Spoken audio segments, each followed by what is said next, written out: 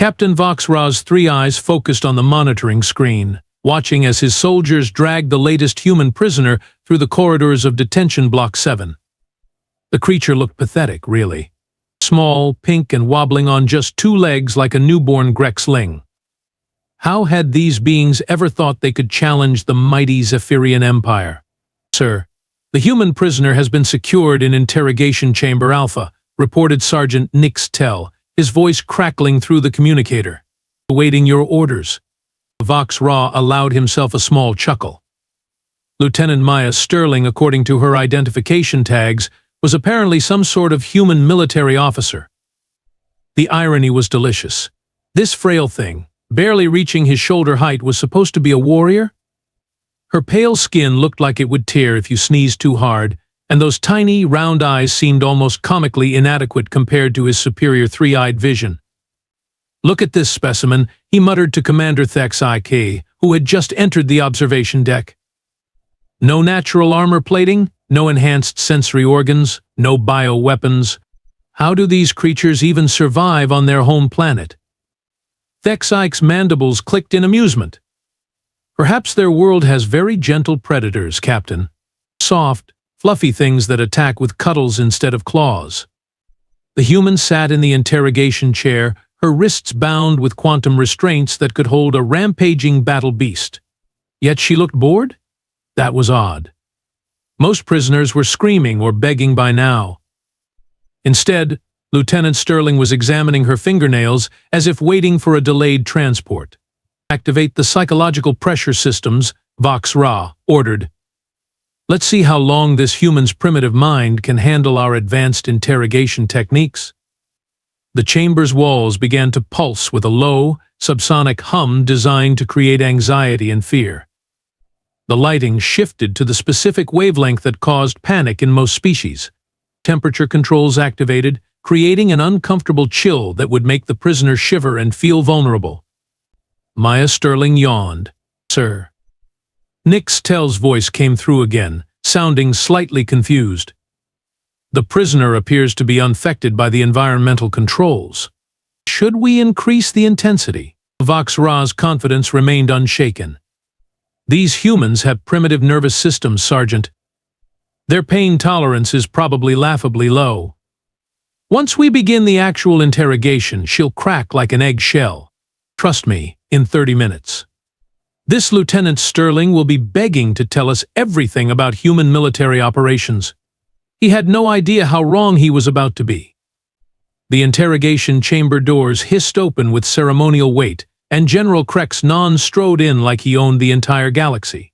Which, to be fair, he kind of did. At least this corner of it. The general's most prized possession clinked softly against his chest armor, twin metallic tags bearing the ancient Zephyrian symbols of his bloodline. His great-grandfather's war tags, passed down through 7 generations of military commanders. They were more than identification, they were a symbol of unbroken victory, of genetic superiority, of everything that made the Zephyrian Empire unstoppable. Maya Sterling looked up from examining her restraints and smiled. Actually smiled. "Oh, fancy. Let me guess, you're the big boss?" "Love the bling, by the way. Very shiny." General Krex-Non's 4 arms crossed in perfect symmetry, a gesture that had made countless enemies tremble. "I am General Krex-Non, Supreme Commander of the 7th Fleet. You will address me as Your Excellence or not at all. How would I just call you Krexy? Has a nice ring to it, don't you think?" Captain Voxra nearly choked on his own breathing apparatus. No prisoner had ever nobody spoke to the general like that. Ever. Thexik's mandibles went completely still, which happened only when he was experiencing profound shock. "Human." The general's voice dropped to a menacing growl. "You will tell me the location of your species' military command centers. You will provide access codes to your defense networks. You will surrender all tactical information regarding human fleet movements." Maya tilted her head thoughtfully. Well, when you put it like that, no." "No?" "Wow. Nope. But thanks for asking so politely, Krexy. Really shows good manners." The general's skin flushed from pale green to deep purple, a sure sign of rising fury. Activate the neural pain amplifiers. Oh, this should be fun, Maya said, settling back in her chair like she was about to watch an entertaining show. The pain amplifiers hummed to life, sending focused waves of agony directly into the prisoner's nervous system. The technology was flawless, tested on dozens of species. It could make a warrior beg for death within seconds. Maya Sterling started laughing, not screaming, not begging, laughing. A genuine, delighted giggle that echoed through the chamber like she'd just heard the galaxy's funniest joke. Oh wow, that tickles. Is that supposed to hurt? Because I've got to tell you, my dentist back home has equipment that's way more uncomfortable than this. General Krexnon's breathing became rapid and shallow. Increased power to maximum intensity. The amplifiers screamed with energy. The walls themselves vibrated with the force of concentrated pain being directed at the human's neural pathways. Maya wiped a tear from her eye. Oh, that's better. Now it feels like a really aggressive massage. You know what, though? The rhythm's all wrong. You want to vary the pulses more, maybe add some randomization. This steady beat is just monotonous. She's giving us technical advice, whispered Commander Thexike in horror. I can hear you, bug boy, Maya called out cheerfully. And yeah, your torture tech needs serious work. Back on Earth, we've got amusement park rides that are more intense than this. Have you guys ever heard of something called a roller coaster? Now that'll make you question your life choices. General Krexnon's ancestral war tags jingled as his hands shook with rage. This was impossible. Pain amplifiers worked on every known species in the galaxy. They worked on Zephyrians, for crying out loud. Sir, Captain Vox Ra's voice came through the intercom, trembling slightly. Should we try a different approach? Maya perked up. Oh yes, please. This is getting boring. What else you got in your bag of tricks, Krexy? General Krexnon's rage had shifted from purple to a dangerous shade of crimson. Deploy the molecular disruptors. Set them to cause maximum cellular distress without permanent damage. The chamber filled with a low, ominous hum as arrays of sophisticated torture devices emerged from hidden panels. Molecular disruptors, designed to make every cell in a victim's body feel like it was being slowly dissolved. Psychological warfare projectors that could drive most beings insane within minutes.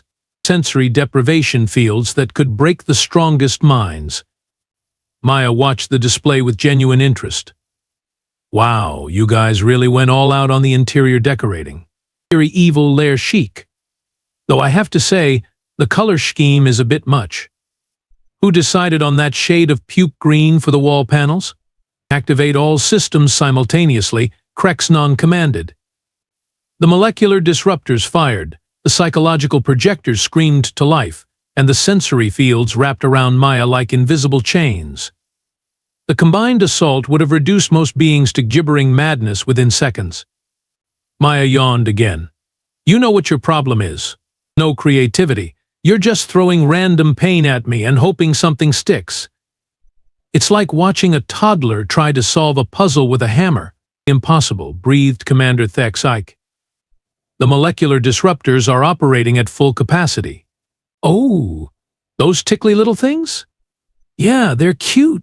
Reminds me of this spa treatment I got on vacation planet Zeta 7. Cost me 3 months' pay, but totally worth it. The molecular massage therapist there was amazing. You should really look into the wellness industry. Krexy, I think you'd be great at giving relaxing treatments. Captain Vox Ra found himself leaning forward despite his horror. How is she doing this? Maya brightened. Oh, you want to know the secret? It's all about perspective, Captain Three Eyes. See, back on Earth, we have this thing called Monday mornings. After surviving those for 32 years, everything else just feels like a gentle breeze. She paused thoughtfully. Actually, that reminds me of this embarrassing story. So there I was, first day of military training, right? And our drill sergeant, this guy named Bulldozer Betty, she decides to break us in with what she calls character-building exercises. Turns out, that's military speak for let's see how many creative ways we can make you suffer. The aliens found themselves listening despite their confusion. So Betty makes us crawl through mud, carry heavy packs, do push-ups until our arms fall off, the whole routine. And I'm thinking, this is it. I'm going to die on day one. But then this guy next to me, Private Marcus, he starts cracking jokes. Right there in the mud, covered in filth, exhausted beyond belief, and he's making everyone laugh. Maya grinned at the memory. That's when I learned the most important lesson of my life. If you can laugh at pain, pain loses all its power over you. Pain becomes just another Tuesday. General Kreck's non's confidence was beginning to crack. Increase power to the psychological projectors. Oh, those are fun. They keep showing me scary images of weight. Is that supposed to be a monster? Because it looks like my Aunt Gertrude after she's had too much wine at family gatherings. Actually, it's kind of insulting to Aunt Gertrude. Maya studied the aliens with mock concern. You know, I'm starting to worry about you folks. This whole torture setup screams overcompensation to me. I mean, look at you, Krexy. 4 arms, but you still can't figure out how to intimidate one little human. That's got to sting the old ego, right? She turned to Commander Thexai. And you, bug boy, what's with all the clicking? Is that a nervous habit, or are you trying to communicate with insects? Because I hate to break it to you, but there aren't any bugs in here, just us. Thexai's mandibles stopped clicking entirely, and Captain Three Eyes over there. Maya nodded toward Vox Ra. I'm guessing that third eye is supposed to make you look intimidating. Because honestly, it just makes you look like you're permanently surprised. Like someone told you a really confusing joke and you're still trying to figure out the punchline. The observation deck fell silent except for the humming of the still active torture devices. Here's what I don't understand. Maya continued conversationally, you guys obviously put a lot of effort into this whole torture thing. Fancy equipment, dramatic lighting, the works. But you're approaching it all wrong. Torture isn't about causing pain. It's about breaking the will. And you can't break someone's will if you don't understand what makes them tick. She looked directly at General Kreck's non. For example, those pretty little tags you're wearing. Family heirloom? Symbol of power? I bet losing those would hurt you way more than any of your fancy machines could hurt me.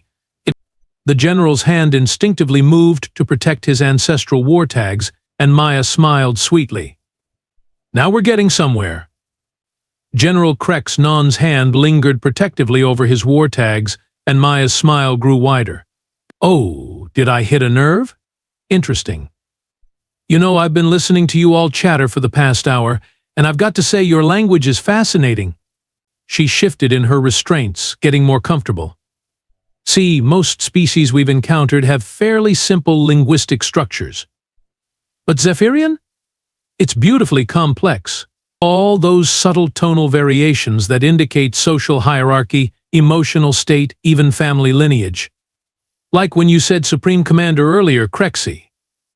There was this tiny inflection that suggested you're not entirely confident in that title. The general's skin flushed deeper. Impossible. Humans lack the auditory capacity to detect such nuances. Do we, though? Because I also caught that little tremor in your voice when you mentioned the 7th Fleet. That's not the voice of someone who's been winning battles lately, is it? More like someone who's been, how do you say it in Zephyrian, grasping at fleeting victories while the tide turns against him. Captain Vox Ra's 3 eyes widened in shock. That phrase was from an ancient Zephyrian military text, one that described commanders who were about to face disgrace. Maya turned her attention to Commander Thexai. And you, bug boy, your mandible clicking isn't random at all. It's a stress response pattern, specifically the pattern young Zephyrian larvae make when they're separated from their hive mothers. Are you feeling abandoned? Missing mommy? Thexai's clicking stopped entirely, replaced by a strangled gasping sound. The fascinating thing about Zephyrian psychology. Maya continued, now addressing the room like a professor giving a lecture. is how your entire social structure is built on rigid hierarchies and fear of displacement. Every one of you is constantly worried about losing status, losing position, losing the respect of your peers. She looked directly at Captain Vox Ra. Take 3 eyes here. That third eye isn't just for enhanced vision, is it, Captain? It's a mark of genetic superiority among your people. But yours is slightly smaller than average, isn't it? I bet that's kept you awake more than a few nights, wondering if your superiors notice, wondering if that's why you're stuck observing interrogations instead of leading fleets. Vox Ra's breathing became rapid and shallow. How could you possibly know? Because I've been studying you idiots for months, Maya said cheerfully. Every transmission you sent, every battle report, every piece of cultural data we intercepted. Did you really think we'd go to war with an unknown species without doing our homework first? General Krex Non's confidence was cracking visibly. You're lying. Human intelligence capabilities are primitive. Are they? Then how do I know that your 7th Fleet has lost 3 major engagements in the past 2 months? How do I know that your supply lines are stretched so thin that you're rationing energy cells? How do I know that the High Command is considering replacing you with General Vex Tura? The silence in the chamber was deafening. Maya pressed her advantage.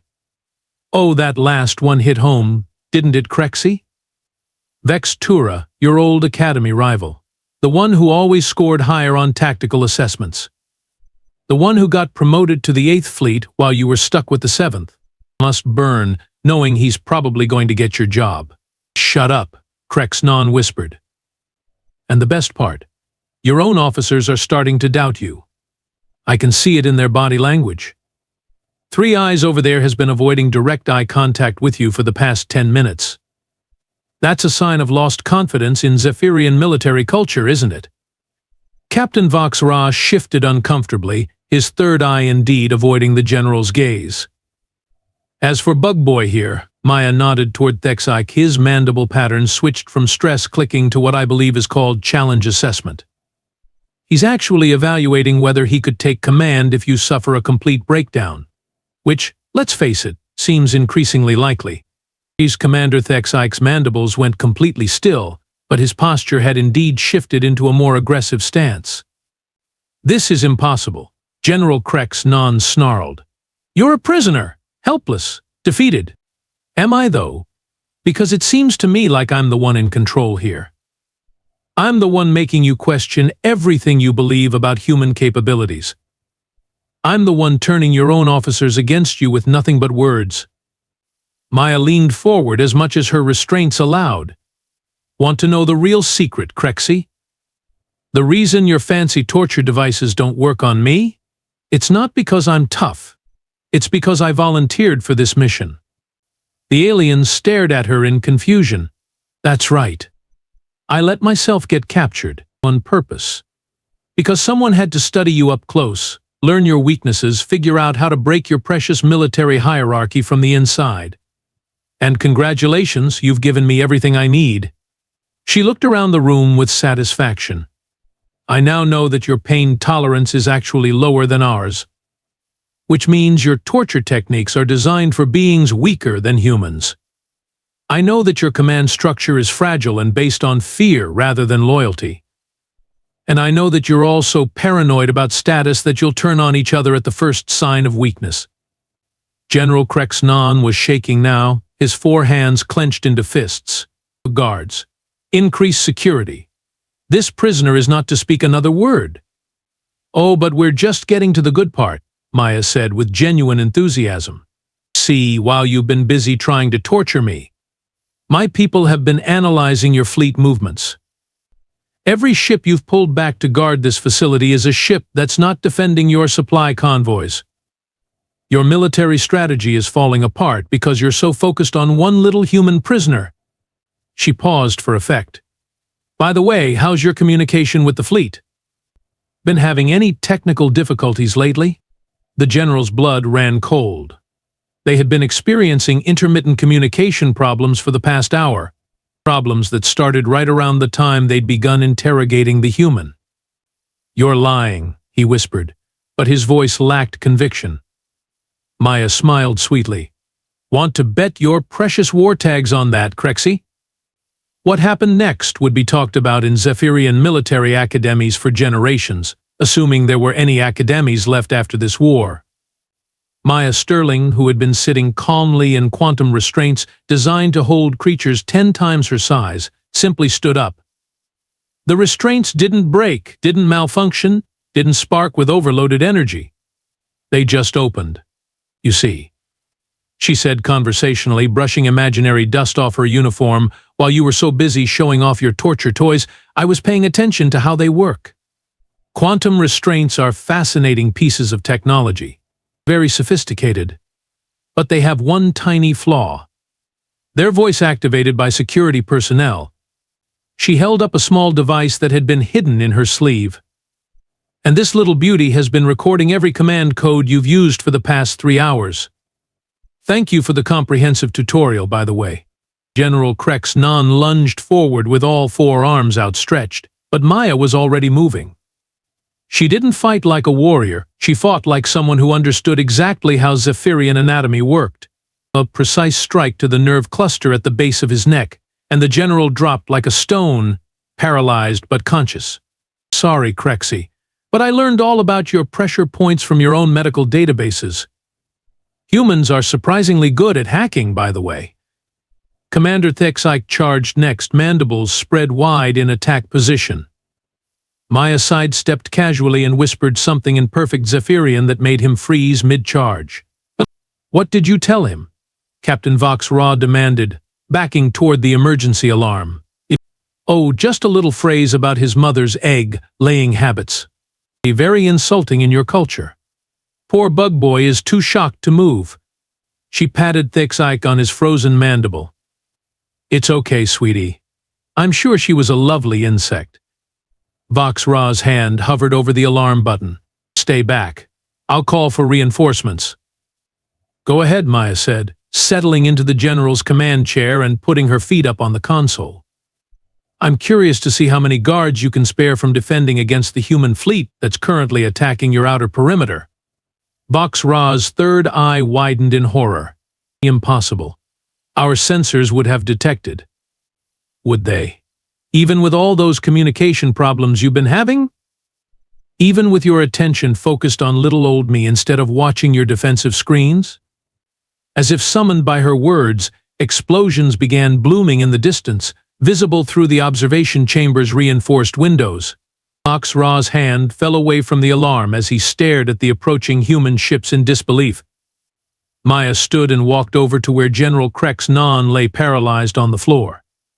She knelt down beside him, her voice taking on a gentler, almost sympathetic tone. You know what the real tragedy is here, Crexy? You're actually not a bad military commander. Your tactical assessments were solid, your fleet positioning was textbook perfect. Under normal circumstances, you probably would have won this engagement. She reached down and carefully lifted his ancestral war tags from around his neck. The general's eyes filled with rage and humiliation, but his body remained frozen. But you made one critical error in judgment. You assumed that because humans look weak, we are weak. You confused physical fragility with mental weakness. You thought torture was about causing pain, when really it's about understanding your enemy. Maya held up the war tags, examining them in the light. These are beautiful, by the way. 7 generations of military tradition, right? Your great-grandfather earned these in the Battle of Nexus Prime. Your grandfather wore them during the siege of Vortex Station. Your father had them on when he conquered the Helix Nebula. She slipped the tags around her own neck, where they looked absurdly large against her small human frame. And now they belong to Lieutenant Maya Sterling of the Terran Defense Force. The human who walked into your most secure facility, survived your best torture methods, turned your own officers against each other, and walked out with your most prized possession. She stood and looked around the chamber one final time. General Krex non-paralyzed on the floor, Commander Thexike still frozen in cultural shock, Captain Vox Ra staring helplessly at the human fleet destroying his defenses. This has been fun, boys, but I've got a war to win. Yay. Oh, and Crexy? When you can move again, you might want to consider a career change. I hear the hospitality industry is booming on Zephyrian colonies. You'd make a great hotel manager. She walked toward the door, pausing at the threshold to deliver her final observation. By the way, in case you're wondering how one human prisoner managed to outsmart an entire Zephyrian military installation, the answer is simple. We didn't send our best warrior to infiltrate your facility. We sent our best psychologist, someone who specializes in understanding exactly what makes different species tick. Maya Sterling, wearing the ancestral war tags of General Crex Non, walked out of Detention Block 7 while alarms finally began wailing throughout the facility. Behind her, 3 of the Zephyrian Empire's finest military officers remained frozen in shock, defeat, and the dawning realization that they had seriously underestimated the human species. The war was far from over, but the psychological advantage had shifted permanently. And somewhere in the distance, human laughter echoed through the corridors. 3 days later, Captain Vox Ra stood before the High Command Council, his third eye twitching nervously as he prepared to deliver the most humiliating report in Zephyrian military history. The council chamber was silent, except for the soft hum of recording devices that would preserve this moment for posterity. Honorable councilors, he began, his voice barely above a whisper, I must report the complete failure of Operation Silent Thunder, being the capture and interrogation of human prisoner Lieutenant Maya Sterling. Supreme Admiral Zix Ken leaned forward in his throne, all 6 of his eyes focusing on Vox Ra with predatory intensity. Explain to me, Captain, how a single human female managed to escape from our most secure detention facility, defeat 3 trained military officers, and steal General Crex Non's ancestral war tags. Vox Ra's breathing apparatus wheezed with stress. Sir, the human she wasn't what we expected. She appeared to be studying us during the interrogation process, learning our weaknesses, our cultural pressure points, our technological vulnerabilities. A single prisoner studied you? Council member Thrakville's mandibles clicked with disbelief. How is that possible? She claimed to be a specialist in something called psychology, sir. A warrior scientist trained specifically to understand and manipulate the minds of other species. Our torture methods not only failed to break her, they provided her with information about our own capabilities and limitations. The council chamber erupted in shocked murmurs. The concept of a warrior trained primarily in mental combat, rather than physical prowess, was alien to their understanding. Supreme Admiral Zix Ken raised one clawed hand for silence. To continue. The human demonstrated knowledge of our language, culture, and military protocols that should have been impossible for her species to possess.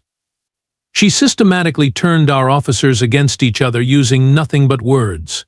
She escaped her restraints by recording and replaying our own security codes. And sir, Vox Ra's voice cracked. She did it all while laughing. Laughing? Yes, sir. She treated our most advanced torture techniques as entertainment. She compared our pain amplifiers to recreational activities on her home planet. She mocked our anatomy, our customs, our military traditions. And somehow, impossibly, she made us doubt ourselves. Supreme Admiral Zix Ken sat back in his throne, his expression grave. What is your assessment of the human threat level, Captain? Vox Ra straightened, his military training overriding his humiliation. Sir, I believe we have fundamentally misunderstood the human species. They are not the primitive, fragile creatures we assumed. They are psychological warfare specialists disguised as physical weaklings. Their greatest weapon is not their technology or their strength. It is their ability to make us underestimate them. He paused, gathering courage for his final recommendation. Sir, I respectfully suggest that we consider the possibility that humans are the most dangerous species we have ever encountered. Not because of what they can do to our bodies, but because of what they can do to our minds. The council chamber fell silent. Somewhere in space, the war continued. But now, every Zephyrian commander would hear Lieutenant Maya Sterling's laughter in their nightmares and wonder what other surprises the human species had in store for them. The galaxy would never underestimate humanity again.